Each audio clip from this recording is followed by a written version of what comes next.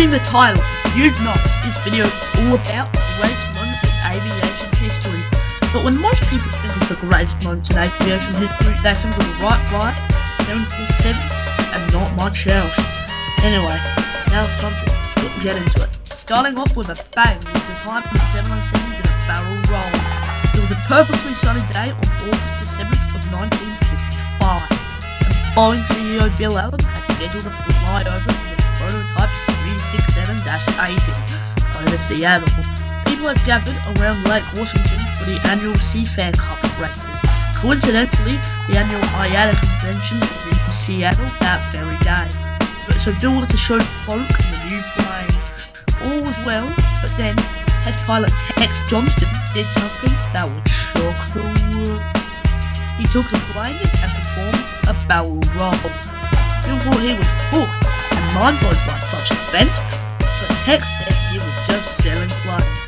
Anyway, now it's time to talk about the greatest moment in all of aviation history, and that of course is the launch of the L-1011. It was an ordinary day on September 1st of 1968, and the whole world stopped to admire what Lockheed had just made. The word airplane as we knew it had been completely redefined. The L-1011 was so popular that in the 16 years they were on sale, they sold 2,000 times 0.125. Anyway, now it's time. As much as I'd like to talk about the L-1011 for the rest of this video, I can't, because I've already made a separate video on it. Now it's time to talk about the plane that started it all, and that is the Wright Flyer. The Wright Flyer made the first flight on December 17th, 1903. This was revolutionary, as man had dreamed of flying for thousands of years leading up to the flight. Also, on December 14th, 1903, the same plane did a flight, but we were called up to pilot, which resulted in the first stall in aviation history. Now it's time we talk about the 747. The 747 was the biggest passenger plane when it was launched in 1970. With its upper deck, it became known as the Queen of the Skies, and there is almost no plane that is better, except for the prestigious L-1011. Anyway, now we have to talk about the DC-9/MD-80.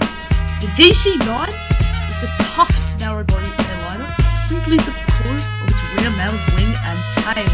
These engines are very good for one thing: aerodynamics, which is why there will never be another DC-9 ever. And the MD-80 took the DC-9's body and stretched it for higher capacity. Anyway, one day the MD-80 and DC-9 will get their own special videos, and possibly together. Now it's time to talk about the other best trijet in the world, and that of course is the Boeing 727. The 727 made its first flight in 1963 and is the only trijet plane made by Boeing. It was introduced with Eastern Airlines in 1964 and 1,832 built. But now we have to talk about the greatest moment in all flight sim history, and that of course is Dimmy Boy Drift. It was a perfectly sunny day on June the 23rd, 2026, when Dimmy Boy was playing Flight Sim. He took off, climbed, descended, all that, but then, as he was about to land in the parklands for whatever reason, he did something that would shock the world.